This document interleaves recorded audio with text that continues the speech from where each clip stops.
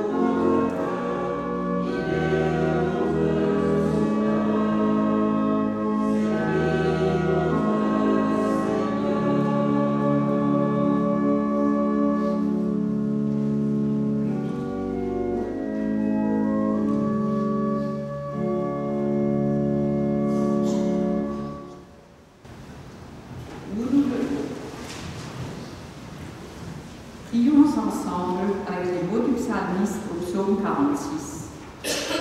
L'assemblée disant ce qui est en grave. Dieu est pour nous un abri et un appui, un secours bien présent dans la détresse. C'est pourquoi nous n'avons pas peur. quand les montagnes vacillent au cœur des mers. Quand leurs eaux montent et ils font trembler les montagnes en ce chemin. Le Seigneur des armées est avec nous. Le Dieu de Jacob est pour nous une citadelle. Venez, regardez les œuvres du Seigneur. Il fait cesser les guerres jusqu'aux extrémités de la terre. Il brise l'arc, il rompt la lance, il met le feu au char. Je n'ai pas honte de la bonne nouvelle. Elle est en effet puissance de Dieu, le salut qui tombe croit. Alléluia. Chantons gloire au Dieu 3 fois saint. Er sei dem Vater.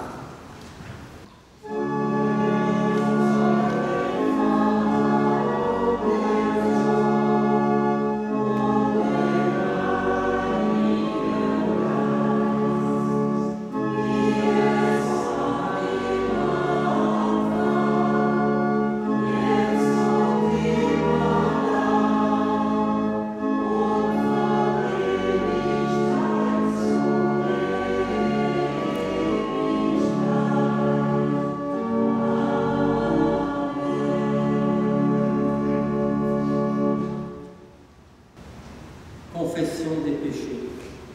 Dans le livre de la Genèse, Dieu chasse l'homme et la femme du jardin des délices parce qu'ils l'ont désobéi.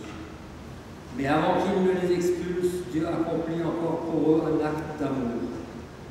Le Seigneur fabriqua pour l'homme et sa femme des vêtements de peau de bête et les en habilla. Parce qu'il est notre Créateur, Dieu sait que notre humanité ne supporte pas d'être mise à nu. Déjà dans son innocence, cela nous est insupportable, alors quand il s'agit de faire la lumière sur notre culpabilité. Pourtant, à chaque fois que nous le prions, Dieu inverse pour nous le chemin. À chaque fois, il opère en nous une conversion. À chaque fois que nous le prions, il nous donne de laisser derrière nous ce qui recouvre nos vies, le mauvais et le bon. Lorsque nous le prions, c'est sans aucun artifice que devant Dieu, nous nous présentons. Seigneur, notre Dieu, tu ne régentes pas nos vies en tyran, mais par amour, tu prends soin de nous. Aussi, nous reconnaissons que bien souvent, nous nous dissimulons sous des apparences qui ne reflètent pas notre réalité intérieure. Tant de contradictions nous traversent, tant de manquements nous blessent, tant de fierté nous raidissent et tant d'angoisse nous oppressent. Mais nous donnons le change en faisant bonne figure.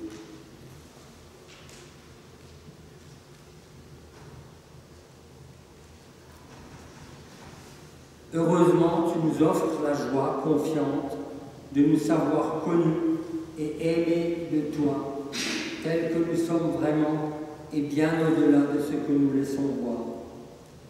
C'est pourquoi nous t'en prions, accueille notre prière, elle qui nous dépouille des faux semblants, jusqu'à ne plus être autre chose que des enfants qui cherchent le Père de tout amour, qui te cherchent toi, leur divin Père.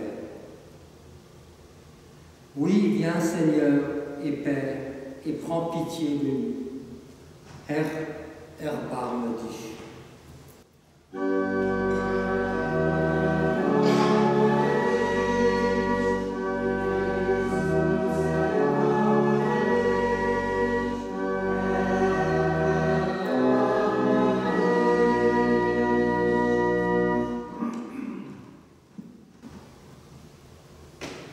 Annonce de la grâce.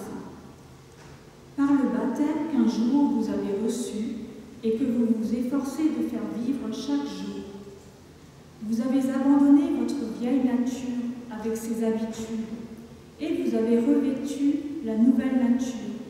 Vous êtes des êtres nouveaux que Dieu, notre Créateur, renouvelle continuellement à son image pour que vous le connaissiez parfaitement. Oui, Dieu vous libère du voile des faux semblants et du besoin de vous protéger.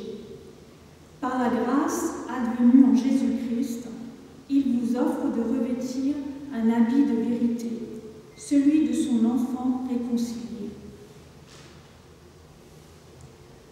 Pour cette grâce admirable, chantons-lui notre reconnaissance, exaltons notre Seigneur, Ehre sei Gott in der Höhe.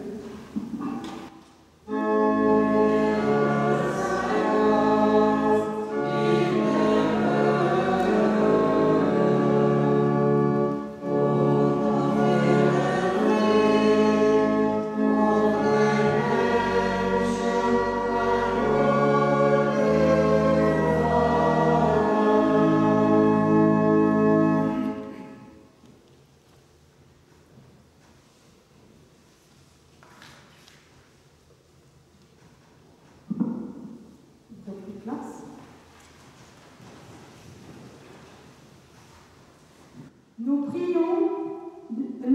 prions avant de lire les Écritures, avant qu'ils deviennent pour nous paroles de vie. Seigneur, ta Bible regorge de sagesse. Tout le monde peut y découvrir un nombre inestimable de merveilleuses paroles, comme autant de perles précieuses à collectionner. Pourtant, ce matin, nous n'avons que paire de perles aussi précieuses soient-elles. Car c'est de nourriture pour notre âme dont nous avons besoin. C'est pourquoi nous te prions, accorde-nous la grâce de ton esprit, pour que les perles deviennent semences, que l'écriture devienne source de vie, que ta parole devienne une paix pour notre chemin. Oui, que ta parole nous donne la vie. Nous te prions par Jésus-Christ, ton Fils, notre Seigneur, qui vit et qui règne avec toi, Père et le Saint-Esprit, un seul Dieu, pour les siècles des siècles.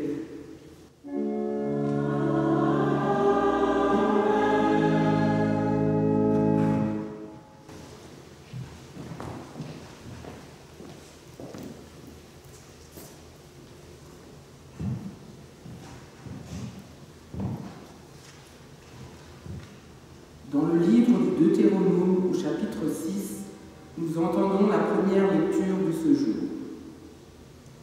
Écoute, peuple d'Israël, le Seigneur notre Dieu est le seul Seigneur.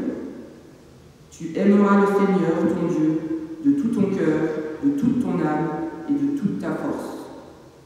Ces paroles que j'institue pour toi aujourd'hui seront sur ton cœur. Tu les inculqueras à tes fils et tu en parleras quand tu seras chez toi et quand tu seras en chemin, quand tu te coucheras et quand tu te lèveras. Tu les attacheras comme un signe sur ta main et elles seront un fronton entre tes yeux. Tu les écriras sur les montants de la porte de ta maison et aux portes de tes villes. Et nous chantons le chant suivant. Eine feste Burg ist unser Gott.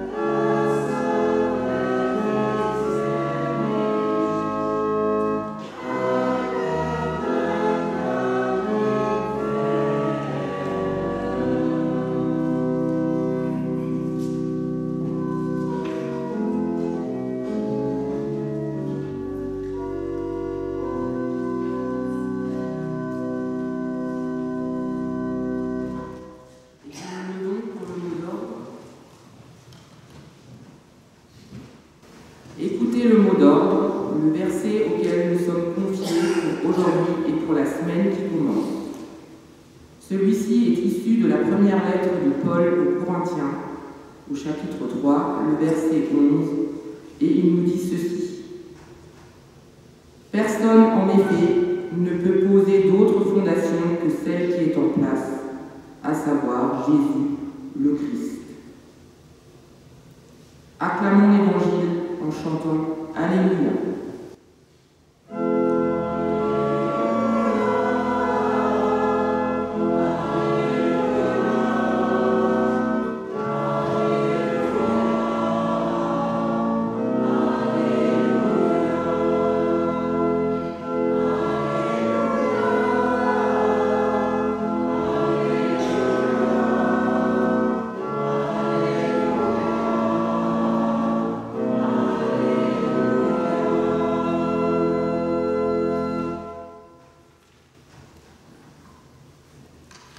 La deuxième lecture est l'un des passages les plus connus de la Bible. Un spécialiste de la loi se leva et pour le mettre à l'épreuve, dit à Jésus, « Maître, que dois-je faire pour hériter la vie éternelle ?» Jésus lui dit, « Qu'est-il écrit dans la loi? Comment lis-tu »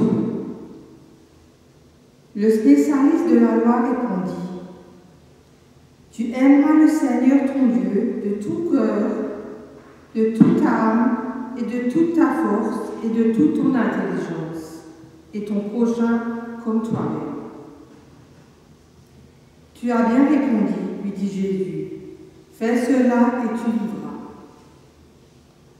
Mais lui, voulant se justifier, dit à Jésus, « Et qui est mon prochain ?» Jésus reprit, « Un homme descendait de Jérusalem à Jéricho. Cet homme tomba aux mains de bandits qui le dépouillèrent, le rouèrent de coups et s'en allèrent en le laissant à demi-mort au bord du chemin.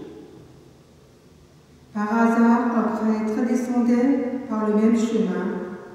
Il vit l'homme gisant à terre et passa à distance. Un lévite arriva de même à cet endroit. Il le vit et passa à distance. Mais un Samaritain qui voyageait arriva près de lui et fut ému de compassion lorsqu'il le vit étendu là.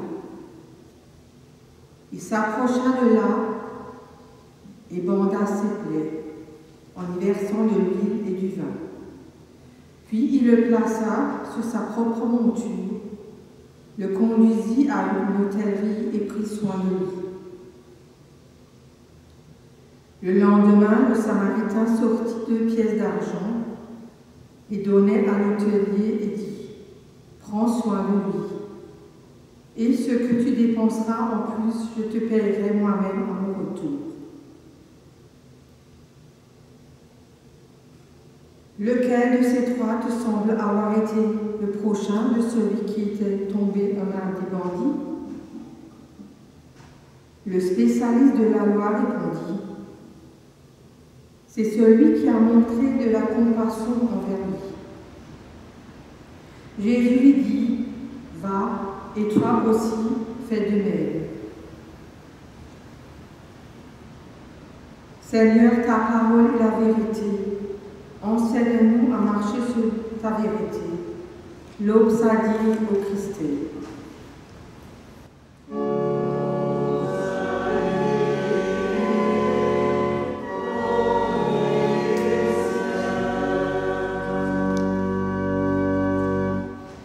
Voici venu le temps du partage, de la méditation, de la prédication.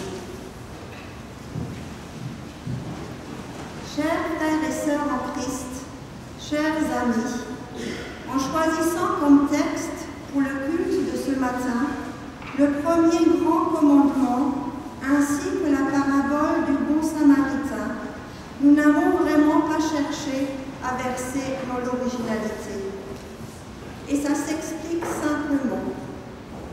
Nous qui avons préparé ce culte, nous ne croyons pas que l'originalité soit toujours une vertu.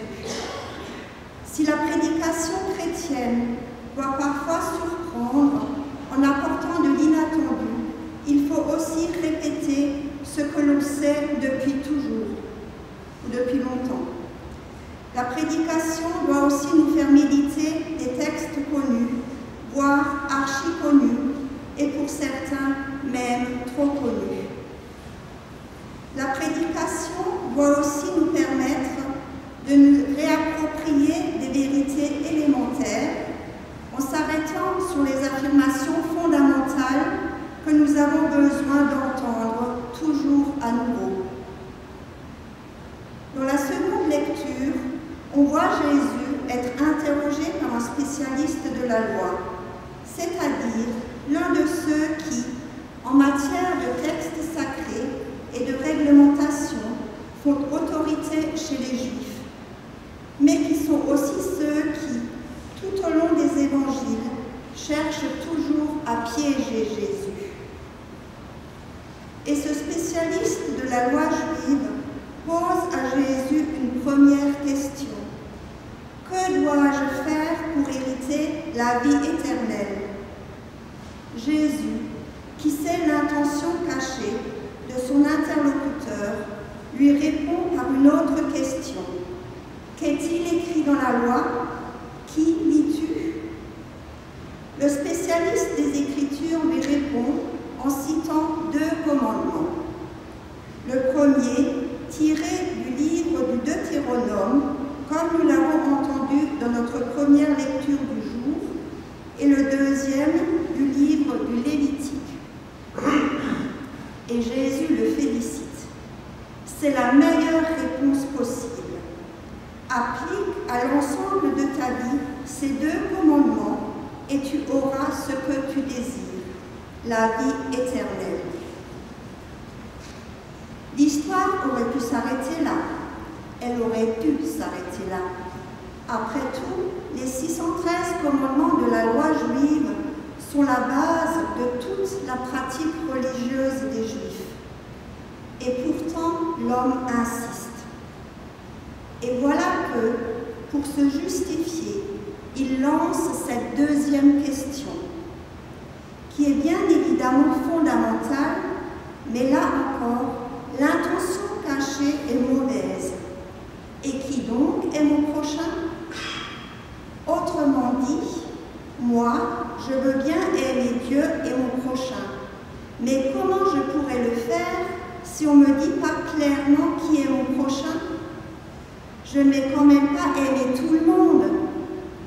Jésus lui raconte alors l'histoire d'un homme blessé par des bandits et gisant au bord d'une route.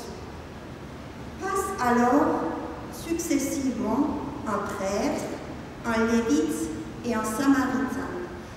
Les deux premiers ne lui portent pas secours.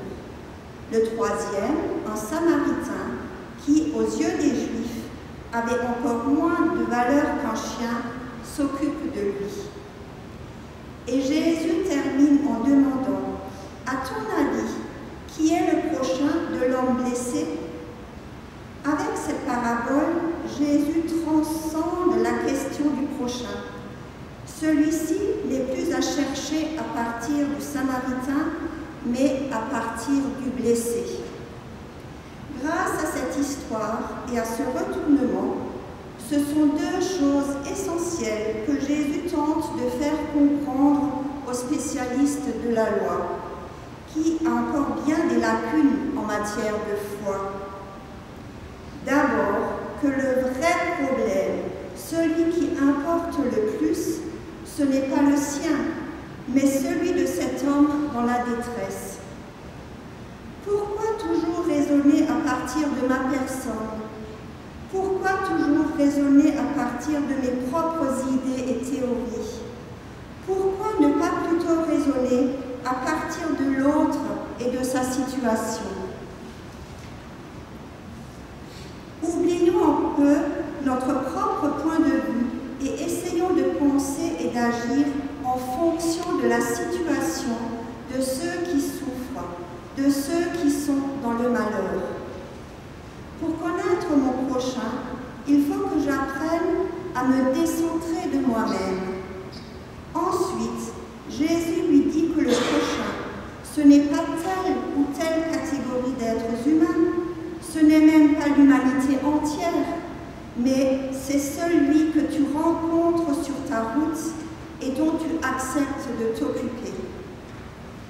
Mon attitude, mon comportement à son égard, fait ou non de l'autre mon prochain. Quel que soit par ailleurs ce qui nous relie et ce qui nous sépare. Mon prochain est celui dont je m'approche, mais aussi celui qui s'approche de moi.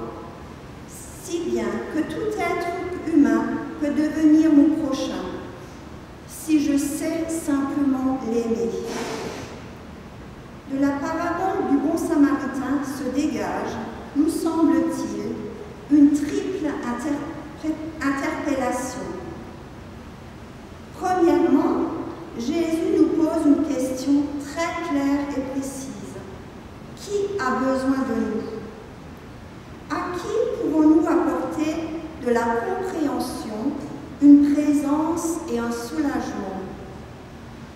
De qui sommes-nous appelés à devenir le prochain?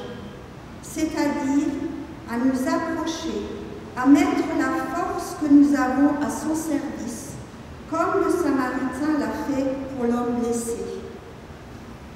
Deuxièmement, le prochain n'est pas seulement celui vers qui je vais, mais aussi celui qui vient à moi, celui qui s'approche de moi pour m'aider.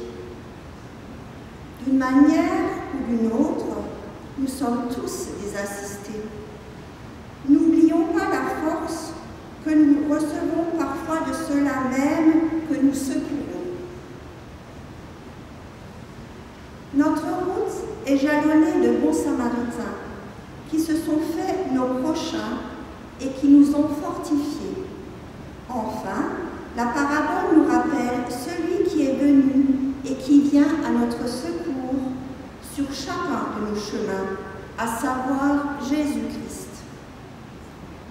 Sur les chemins parfois difficiles et périlleux de notre existence, nous ne sommes pas abandonnés à nous-mêmes, réduits à ne pouvoir compter que sur nos seules et faibles ressources. Le bon samaritain nous accompagne, nous soutient, nous donne sa force, à nous qui en manquons terriblement. Nous avons tous besoin de lui, et bonne nouvelle, il est là. Jésus se fait notre prochain. Il ne cesse de s'approcher de nous et de nous rapprocher les uns des autres, pour que nous partagions son amour, car c'est à l'amour que nous avons les uns pour les autres que le monde entier sait que nous sommes ses disciples. Amen.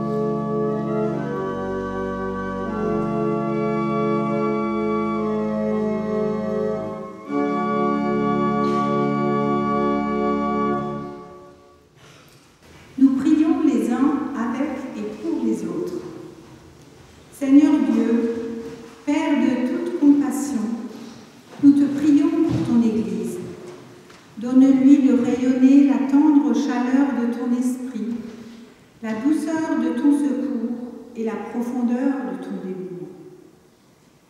Seigneur Dieu, Père de toute compassion, nous te prions pour tes disciples, de toute dénomination et de toute confession. Donne-nous de dépasser les querelles pour entrer dans une communion fraternelle véritable. Seigneur Dieu, Père de toute compassion, nous te prions pour tous ceux qui subissent le poids de l'incertitude du lendemain, celui de l'angoisse face à ce qui peut arriver à ceux qu'ils aiment, celui du désespoir face à l'épuisement de leurs forces.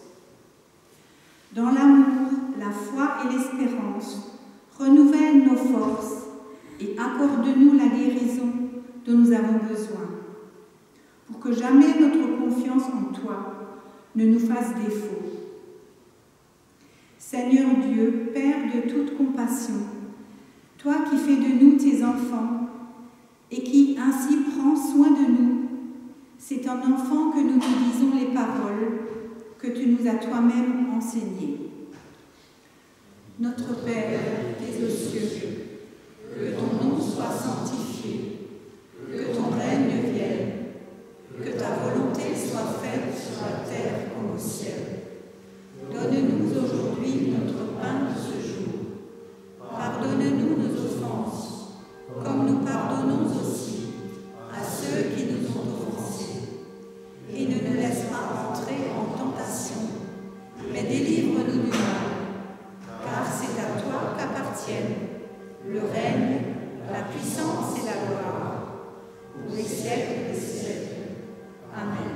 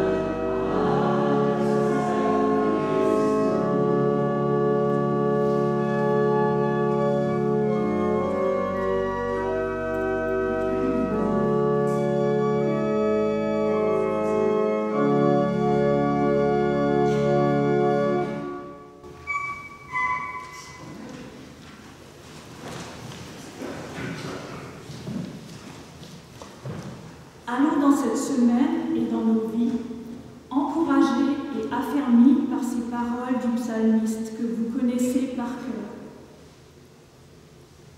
L'Éternel est mon berger, je ne manquerai de rien. Il me fait reposer dans de verts pâturages. Il me dirige près des eaux paisibles. Il restaure mon âme. Il me conduit dans les les sentiers de la justice à cause de son nom. Quand je marche dans la vallée de l'ombre de la mort, je ne crains aucun mal, car tu es avec moi. Ta houlette et ton bâton me rassurent. Tu dresses devant moi une table en face de mes adversaires. Tu oins d'huile ma tête et ma coupe déborde. Oui, le bonheur et la grâce m'accompagnent